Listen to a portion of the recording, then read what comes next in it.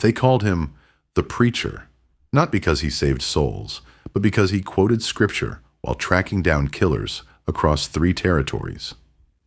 Jake Morrison could recite Psalm 23 while putting a bullet between a man's eyes at 50 yards.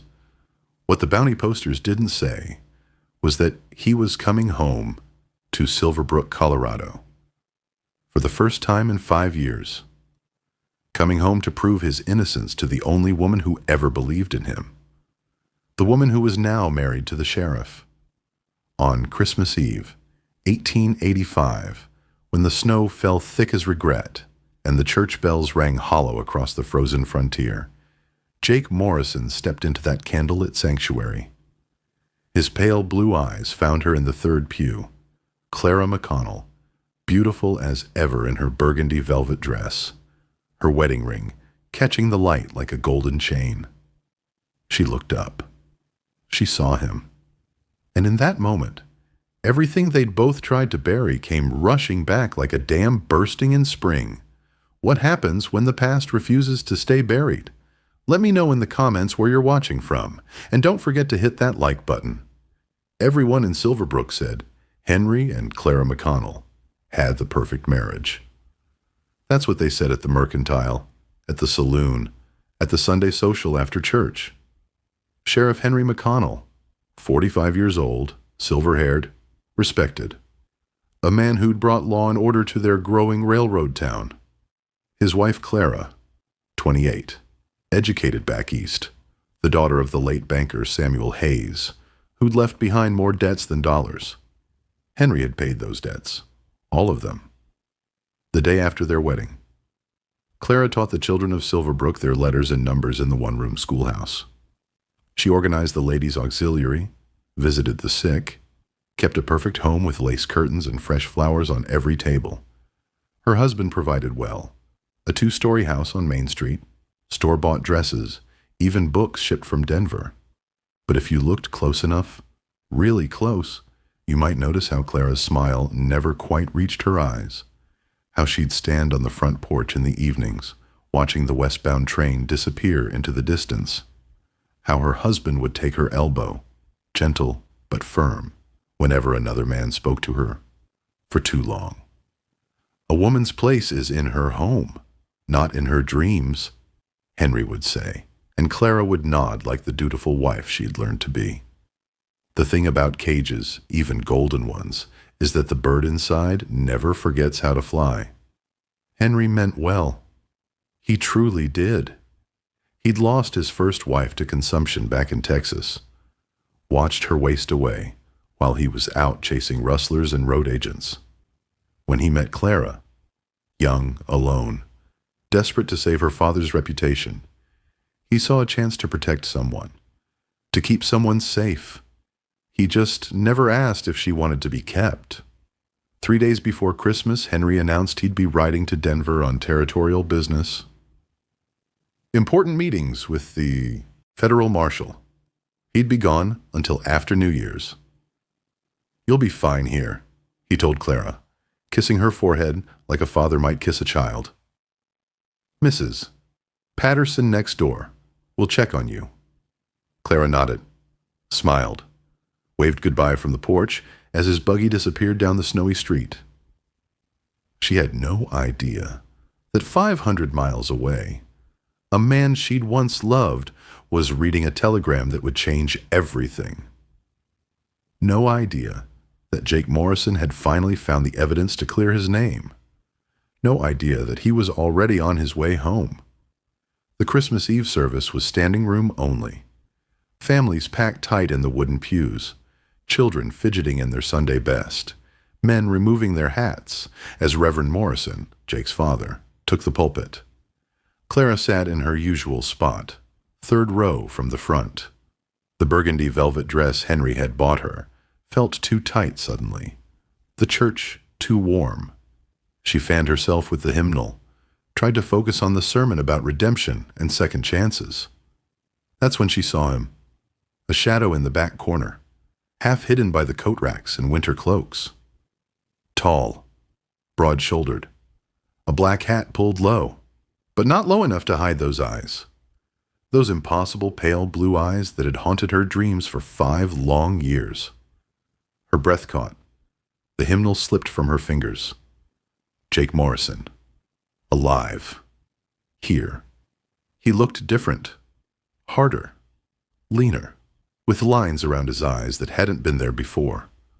A scar ran from his left ear to his jaw, pale against his weathered skin. But those eyes were exactly the same. She remembered everything in a heartbeat. Summer afternoons by the creek when they were 15. His hands in her hair when she was 17. The night before, he ran, pressed against the barn wall, promising each other forever while the moon watched overhead. "I'll come back for you, Clara," he'd whispered against her lips. "Soon as I prove my innocence, I'll come back." That was 5 years ago. 5 years of silence, of wondering if he was alive or dead, of learning to be Henry McConnell's wife instead of Jake Morrison's girl. Now he was here, and Clara's carefully constructed world tilted on its axis. Their eyes met across the crowded church. He touched the brim of his hat, the smallest gesture, barely visible. A greeting, a question, a promise. Clara's hand went to her throat, her wedding ring suddenly feeling like a noose. When she looked again, he was gone. Vanished like smoke, like a winter ghost, like everything good she'd ever lost. But she knew. Deep in her bones, she knew. Jake Morrison had come home. The old Morrison cabin sat empty on the edge of town, weathered gray as grief. Clara shouldn't have gone there. Shouldn't have saddled her mare in the pre-dawn darkness. Shouldn't have ridden out with a basket of supplies for the poor families on Christmas morning. But she went anyway. He was waiting for her, sitting on the sagging porch steps like he'd never left. 5 years fell away, like snow melting in spring sunshine. "Hello, Clara." His voice was deeper now, rougher around the edges. It sent shivers through her that had nothing to do with the December cold. "Jake." She dismounted, her legs unsteady. "I thought you were dead," everyone said. Everyone said a lot of things. He stood and she saw how he'd changed. Taller somehow, broader across the chest and shoulders. Guns rode low on his hips, matched Colts with worn grips. A bounty hunter's tools. Most of them were lies. She wanted to run to him, wanted to throw herself into his arms like the girl she'd been. Instead, she stood frozen by her horse, remembering her wedding vows, her husband's trust, the life she'd built from the ashes of her old dreams. "Why now?" she whispered. "Why come back now?" Jake reached into his coat, pulled out a folded document. His movements were careful, controlled. A man who'd learned to survive by being faster, smarter, more dangerous than his enemies. "Because I finally found him. Tom Bradley's real killer." The name hit her like a physical blow. Tom Bradley. The merchant who'd been found shot dead in his store 5 years ago. The murder Jake had been accused of. The crime that had made him run into the night rather than face a lynch mob's rope. "I've been hunting him across 3 territories," Jake continued, following leads, gathering evidence. "And I found something else, Clara. Something bigger than just murder." He handed her the document. As she unfolded it, their fingers brushed, just for a moment, just skin touching skin, and the years collapsed entirely. Bank records, shipping manifests, letters with official seals. Tom discovered a corruption ring, Jake explained, moving closer. Close enough that she could smell leather and gun oil, and something uniquely him. Businessmen in 3 counties, skimming profits, bribing officials. Tom was going to expose them. Clara's hands trembled as she read. Names she recognized, amounts that made her sick. "So, they killed him," she breathed, "and framed me." Jake's jaw tightened. Figured a preacher's son turning bad would be a good distraction. Keep everyone looking the wrong way. She looked up at him then. Really looked. Saw the pain he carried. The weight of 5 years running. Hiding. Becoming something harder than the boy she'd loved. "I'm sorry," she whispered. "I should have believed you. Should have known you could never." "You did know." His hand rose, cupped her cheek with infinite gentleness. "You were the only one who never doubted me, Clara. That's why I had to come back." The space between them felt electric, dangerous. 5 years of longing crystallizing into this moment. "We can't," she said, even as she leaned into his touch.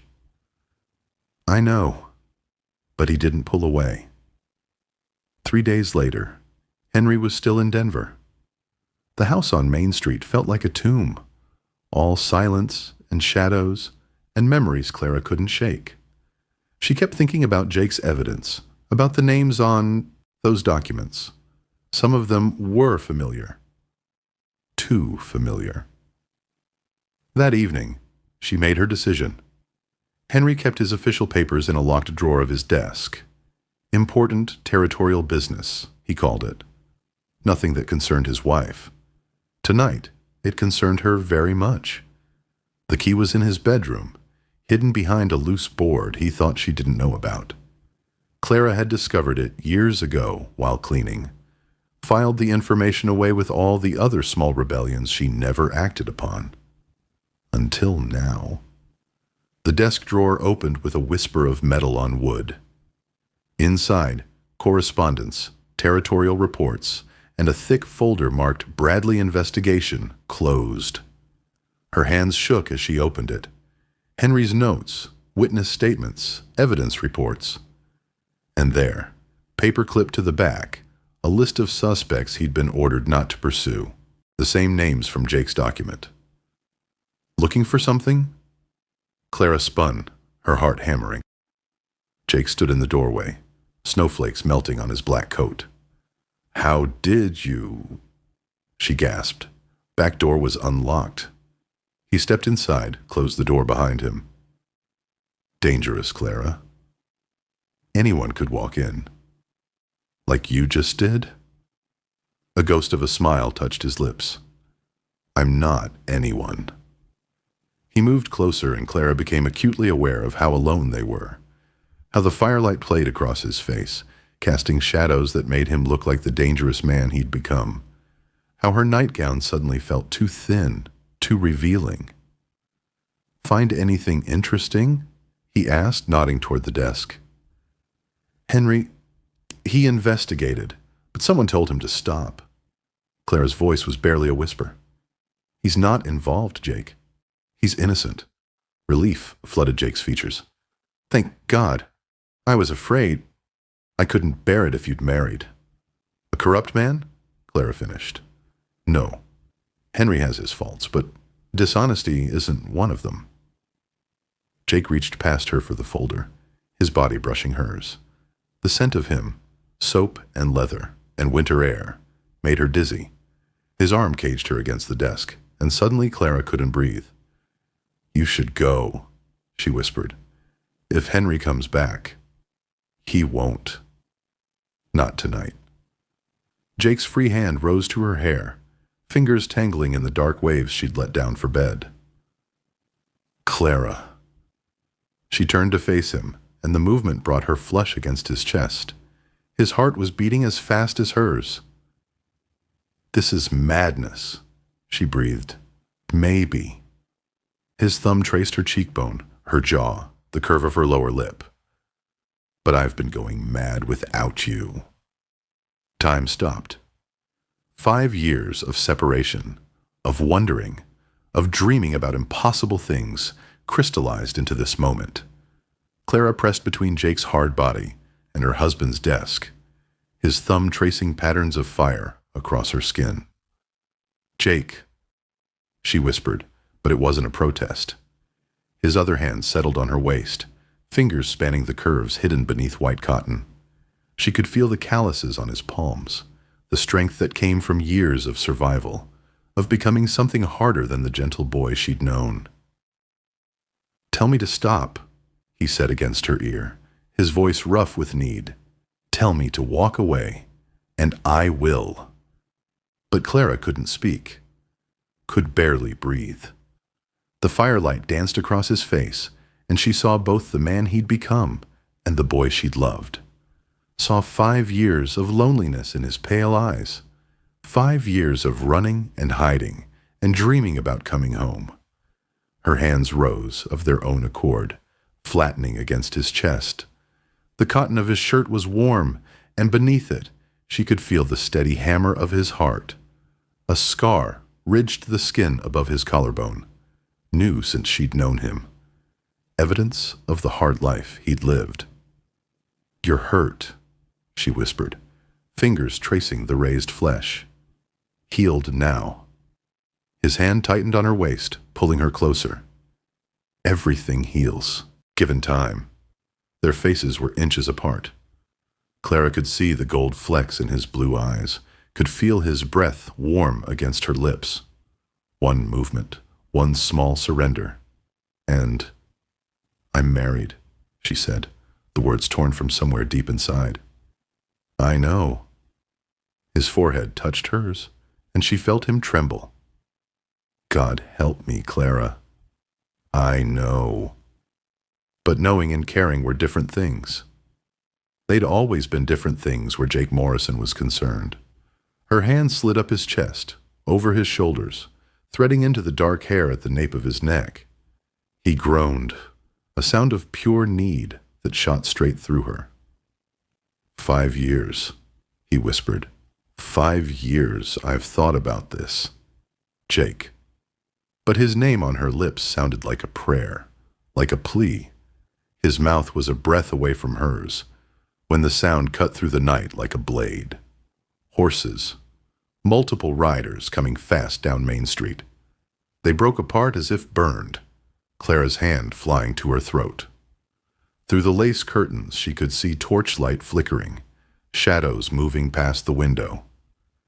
"Hide," she hissed, but Jake was already moving, already reaching for the guns on his hips with the fluid grace of a man who'd learned to survive.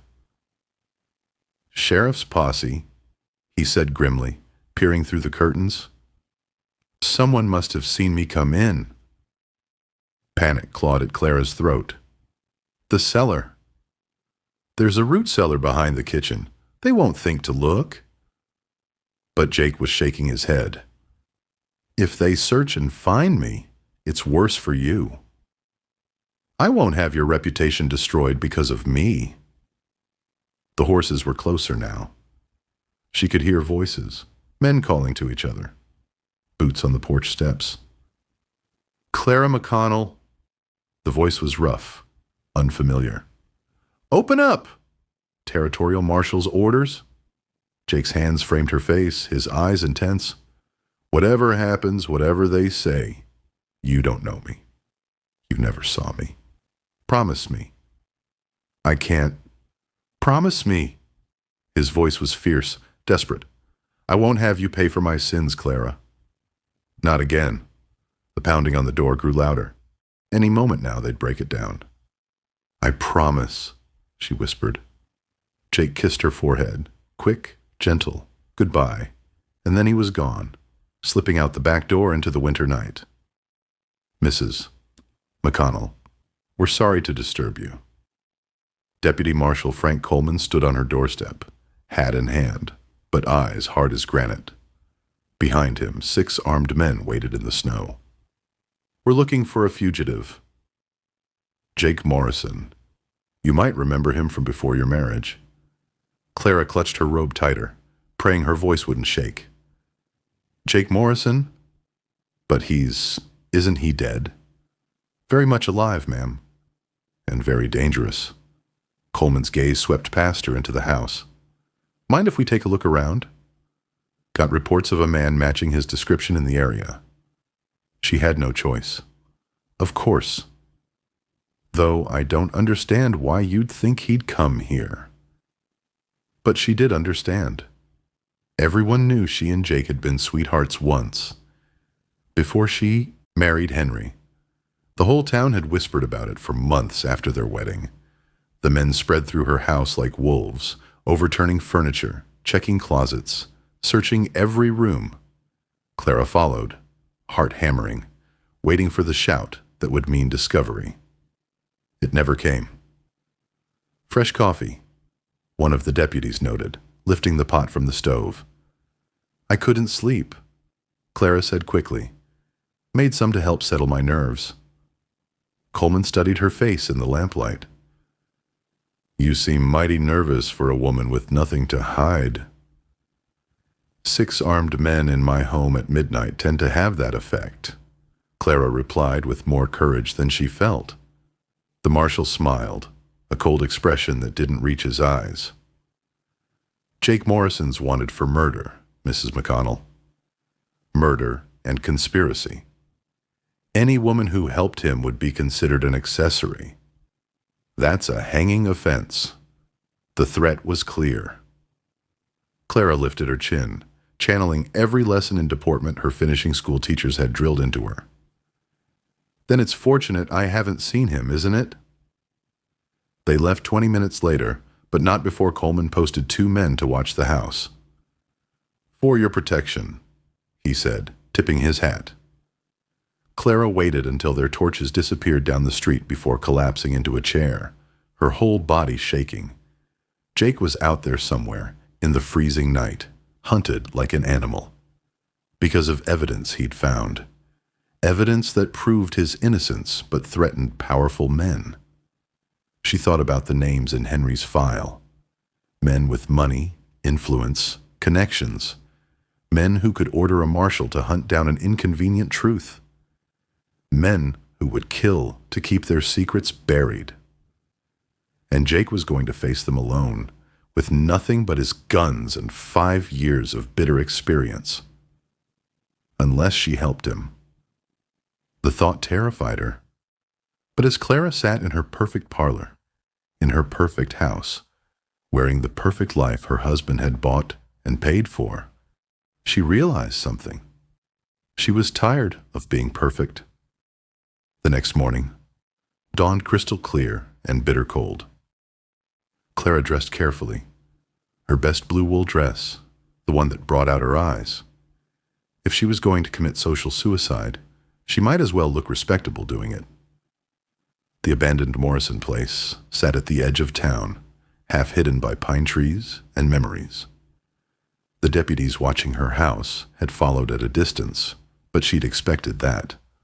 Let them see her visiting the poor, distributing Christmas charity. No law against Christian kindness.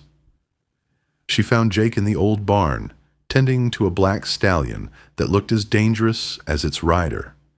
He turned at her approach, and Clara saw the exhaustion in his face, the weight of another sleepless night. You shouldn't have come, he said quietly. Neither should you.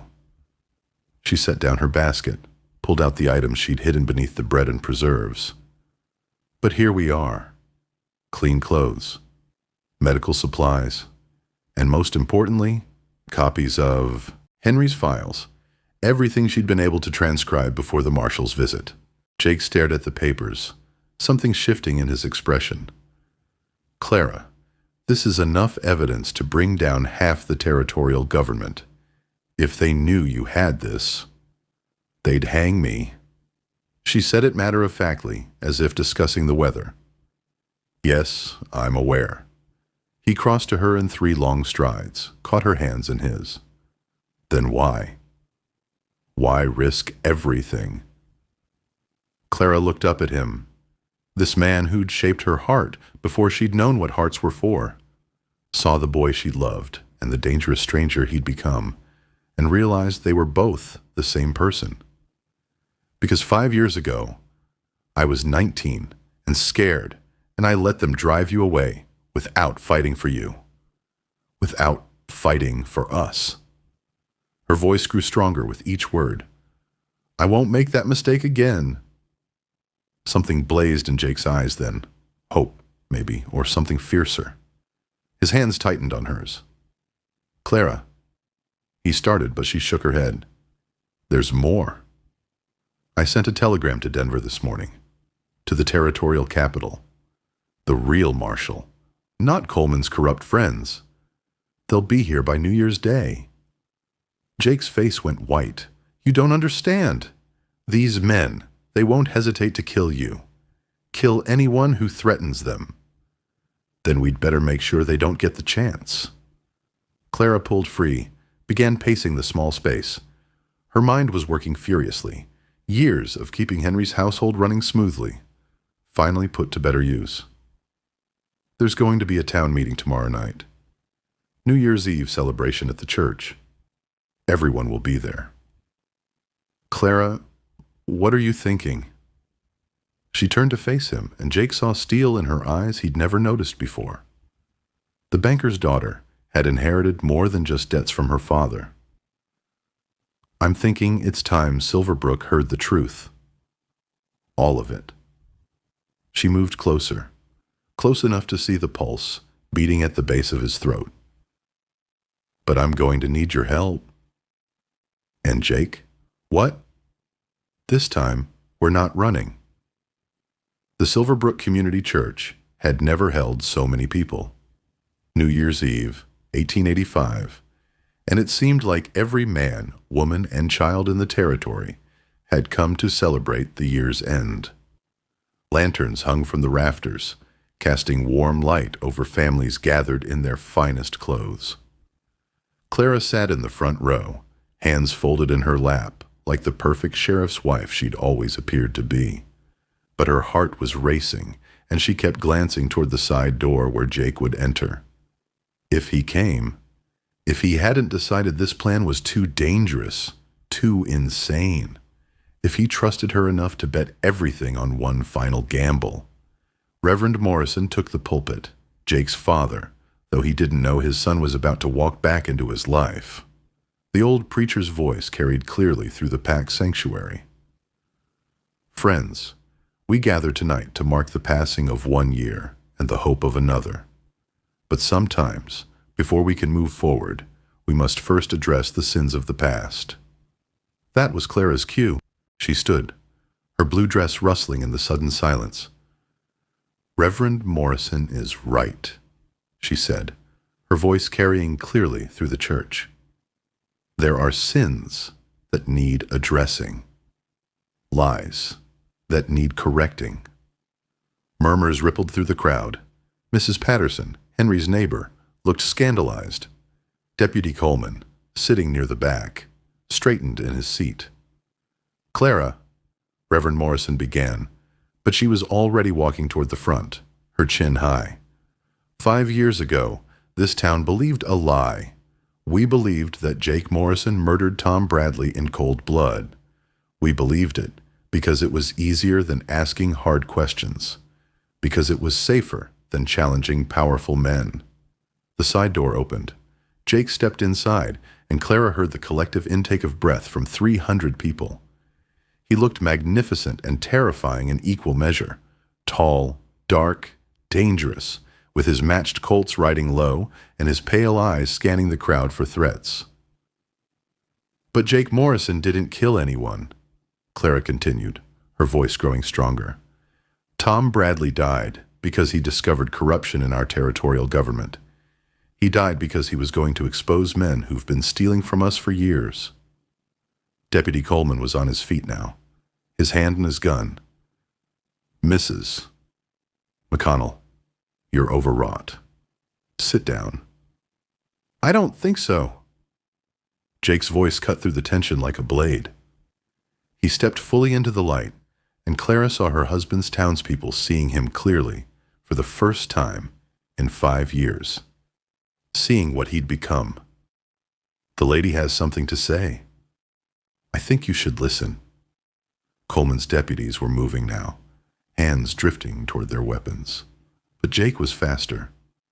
Both Colts cleared leather in a heartbeat, barrels trained on the corrupt lawmen. Easy, boys, he said conversationally. We're in a church. Show some respect. Clara pulled out the papers she'd copied, held them high. These documents prove everything. Bank records, shipping manifests, correspondence between territorial officials and businessmen in 3 counties. Tom Bradley found them. They killed him for it. "That's enough!" Coleman snarled, going for his gun. The church erupted in chaos. Women screamed, men shouted, children cried.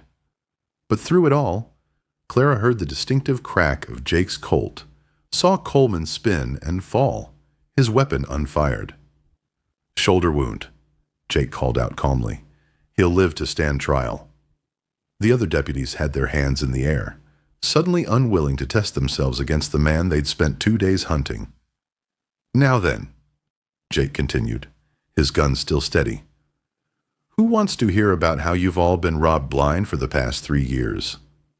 It took 2 hours to read through all the evidence.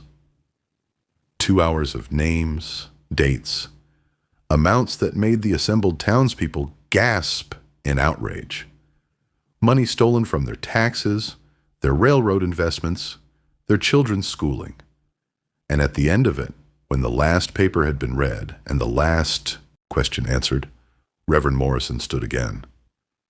"It seems," he said quietly, "that my son has been vindicated, and that this town owes him a considerable debt." Jake holstered his guns, looked out over the sea of faces that had once condemned him. "I don't want your apologies," he said simply. "I just want justice." The train whistle echoed across the Colorado plains as Clara McConnell, soon to be Clara Morrison again, stood on the Denver and Rio Grande platform with her traveling case and a heart full of hope. The corruption trials had taken 3 months. 12 men indicted, 8 convicted, fortunes returned to the people they'd been stolen from. Deputy Marshal Coleman would spend the next decade in territorial prison, plenty of time to contemplate his choices. Henry had taken the revelations hard, but not in the way Clara had expected. The night he'd returned from Denver to find half his town turned upside down, he'd sat in their parlor and listened to the whole story, without interruption. "I failed you," he'd said finally. "I tried to keep you safe by keeping you small." That wasn't love, Clara. That was fear. The divorce had been quiet, civilized, even kind. Henry kept the house and his position as sheriff. The town needed him, and he was fundamentally a good man who'd simply lost his way. Clara took only what she'd brought to the marriage: her father's pocket watch, her mother's wedding dress, and the freedom to choose her own future. Jake had been cleared of all charges, offered a position as a federal marshal. He'd accepted, with one condition: he could choose his own assignments, his own territory, his own life. They were bound for California now, where the railroad was hiring educated women as teachers and honest men as lawmen, where the Pacific Ocean stretched endless and blue toward a horizon full of possibilities. "Ready?" Jake asked, taking her hand as the conductor called for boarding. Clara looked back once at Silverbrook, at the life she was leaving behind. Then she looked at the man beside her, scarred but not broken, hardened but not bitter, still capable of quoting scripture and meaning it. "I've been ready for 5 years," she said. They boarded the westbound train together, Clara Morrison and her preacher man, leaving behind the ghosts of who they'd been for the promise of who they might become. The frontier had always been about second chances. Some folks just took longer to claim them than others. If this story moved you, let me know in the comments where you're listening from. Hit that like button for more tales from the Old West, and subscribe for stories about love, redemption, and the courage to start over.